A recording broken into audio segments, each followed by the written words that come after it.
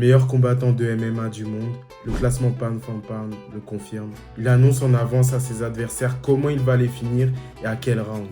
Il a mis KO 3 des plus grandes figures de l'histoire de l'UFC.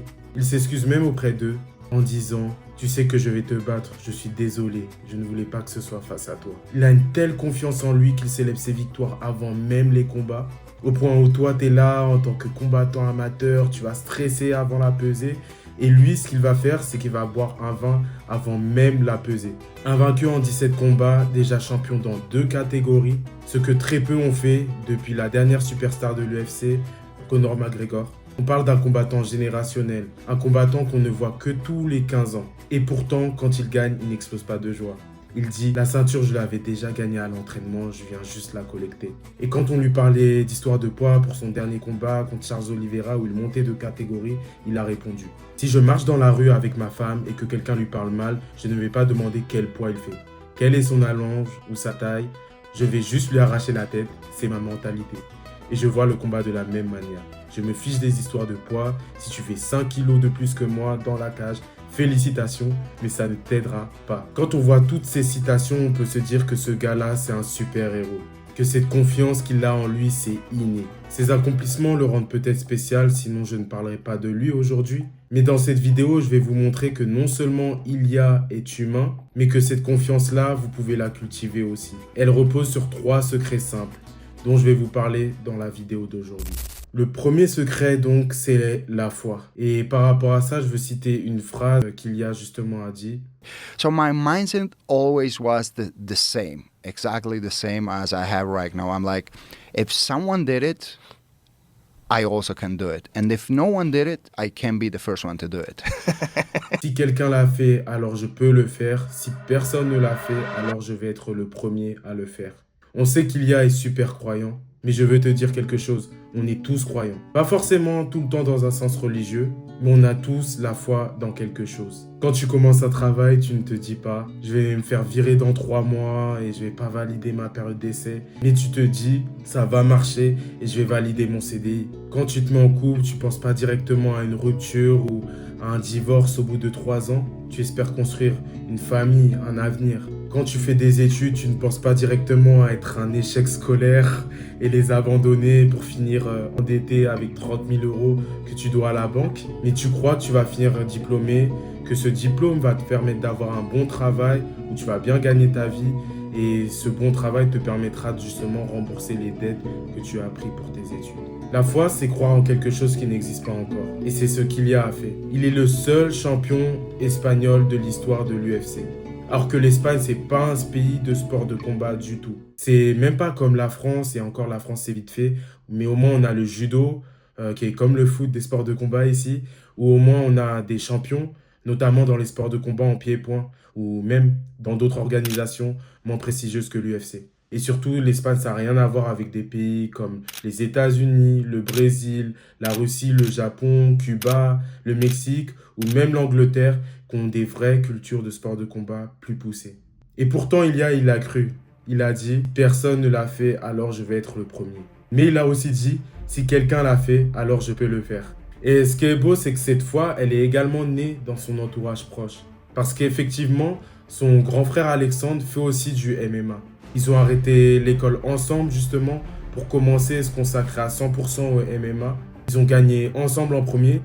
Et tout ça, c'est ce qu'on appelle l'apprentissage vicariant. C'est un concept étudié par le philosophe Albert Bandura. C'est le fait d'apprendre par l'exemple. C'est pourquoi on nous disait lorsque nous étions petits, ne copie pas les autres. Parce que justement, on apprend naturellement par l'imitation. On ne cesse de répéter l'importance d'avoir un bon entourage, que ce soit avec des phrases comme « les mauvaises compagnies corrompent les bonnes mœurs » ou alors « nous sommes la moyenne des 5 personnes que nous côtoyons le plus ». Alors si dans ton quotidien, tu t'entraînes régulièrement avec des gagnants, des champions, la proximité te permettra de te rendre compte qu'ils sont totalement humains et que c'est possible. Conor McGregor, avant d'être la star de l'UFC qu'il est devenu, il avait déjà quelqu'un dans sa salle qui combattait déjà à l'UFC, qui gagnait déjà à l'UFC, alors qu'à cette époque-là, Conor McGregor était encore au Cage Warriors, une organisation un peu moins prestigieuse. Pour Ilia, il n'avait peut-être pas de champion autour de lui, de champion de l'UFC, mais son frère était le déclencheur. Il lui a donné la vision pour commencer, et sa foi l'a poussé à faire ce qui n'existait pas encore. Maintenant, le deuxième secret, le travail. Beaucoup pensent justement que cette confiance-là, chez Ilia Topuria, elle est innée, que c'est son tempérament, son caractère, mais non. Cette confiance-là, elle vient du travail invisible qu'il fait, de la préparation, pas du bluff, pas juste de la chance. Tu peux fake it until you make it, mais la vie finira toujours par t'exposer. Comme on dit, le mensonge prend l'ascenseur et la vérité prend les escaliers.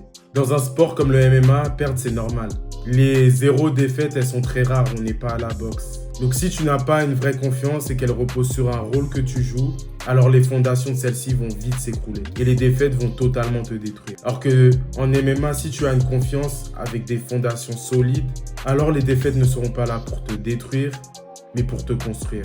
Charles Oliveira, qu'il y a abattu récemment, a connu beaucoup de défaites. Il y a même une époque où on disait qu'il était assez nul, qu'il perdait tout le temps. Mais malgré ça, il n'a pas abandonné. Et à un moment, il a eu ce déclic qui a fait qu'aujourd'hui, c'est une légende littéralement dans sa catégorie qui a battu les plus grands noms, sauf quelques-uns comme Islam. Mais littéralement, même s'il a perdu contre Ilia Topuria et Arman Tsarukyan, bref, c'était un petit peu bizarre la décision. On n'est pas tous d'accord.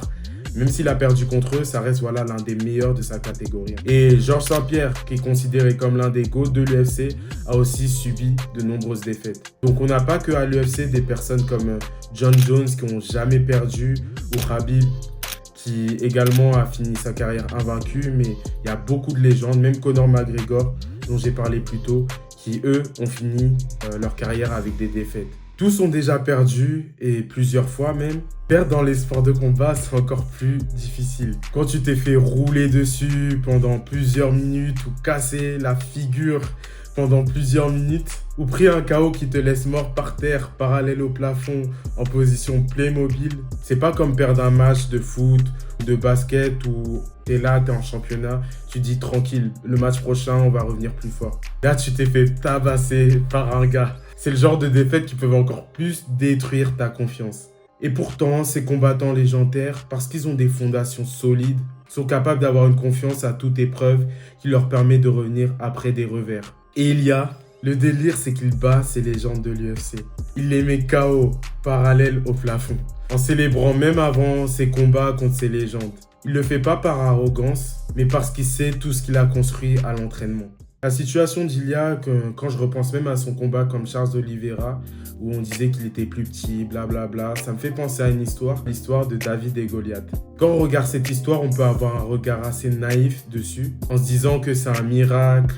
C'est l'histoire du petit poussé qui terrasse le géant pour nous montrer que tout est possible. On pense que David est sorti de nulle part, qu'il a juste cette super foi, cette super confiance en Dieu, qui lui a permis de terrasser un géant qui fait 2 fois sa taille. Mais ça ne vient pas de nulle part. Alors que tout le monde doutait de lui à cause de sa taille, dans 1 Samuel 17, des versets 34 à 36 ou 37, vous pourrez voir l'histoire, on apprend qu'il avait déjà tué l'ours et le lion avant de tuer le géant. C'est dans l'ombre, en tant que berger, qu'il a développé cette force, qu'il a développé cette confiance en lui. Dans son rôle de berger, où personne ne le voyait, il a affronté en secret des grandes épreuves comme tuer un lion, tuer un ours, avant de devenir le guerrier qui allait terrasser Goliath. Et ça, d'une certaine façon, c'est ce qu'Ilia a fait à l'entraînement également. Steve Magness, ancien coach devenu auteur, l'explique très bien d'ailleurs. Il disait « La confiance se gagne, elle a besoin de preuves. Quand la pression monte, notre cerveau s'accroche à toutes les raisons possibles pour lesquelles on risque d'échouer. Ce n'est pas un bug de la matrice ou parce que nous sommes mal construits. C'est normal car notre cerveau est là pour notre sécurité. Le cerveau, en situation de stress, va sans cesse se poser cette question « Suis-je capable de répondre à ce défi ?» S'il ne trouve rien, il panique, le cortisol augmente. Il va chercher à éviter, d'où la raison pour laquelle on procrastine souvent d'ailleurs. Et s'il pense que tu es capable, alors la testostérone va augmenter. La concentration va s'intensifier. Tu plonges dans l'instant présent, tu vas plonger dans un état de flow, comme on dit. Donc, pour ça, il faut donner à notre cerveau des preuves concrètes. On ne peut pas juste se dire « ouais, je vais gérer ça au hasard » en espérant que ça passe. On doit lui donner à notre cerveau des preuves, des justificatifs. Lui donner quelque chose de concret sur quoi s'appuyer. Comment ? À travers un journal d'épreuves. Un journal d'épreuves, c'est par exemple ce que David avait lorsqu'il a battu le lion et l'ours avant d'affronter Goliath. C'est ce qu'Ilia a, par exemple, lorsqu'il est à l'entraînement et toutes les fois où il s'est dépassé. Et pour nous, un journal d'épreuves, c'est quoi ?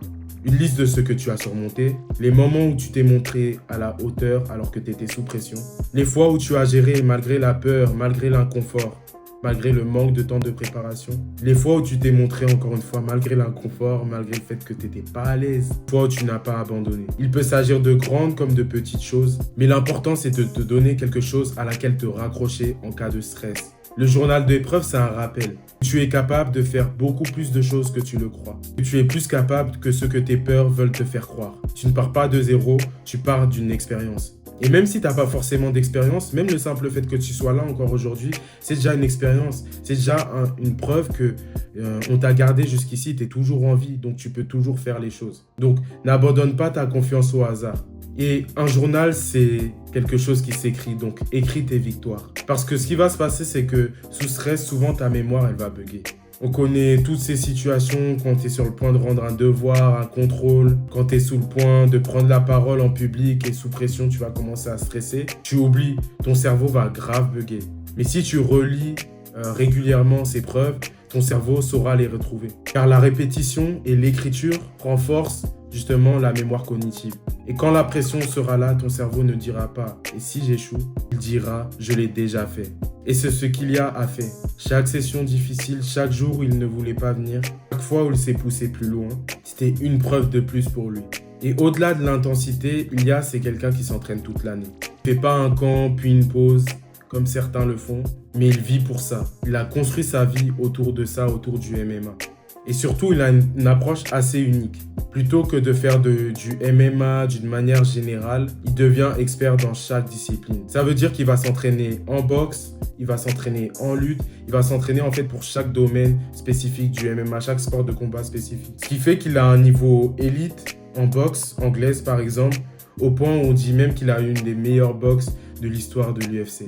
Alors que de base, c'est un gars qui vient du grappling, donc les sports de sol, les sports de préhension. Il avait donc déjà un sol monstrueux. D'ailleurs, par rapport à ça, ses premiers combats de MMA finissaient souvent par soumission.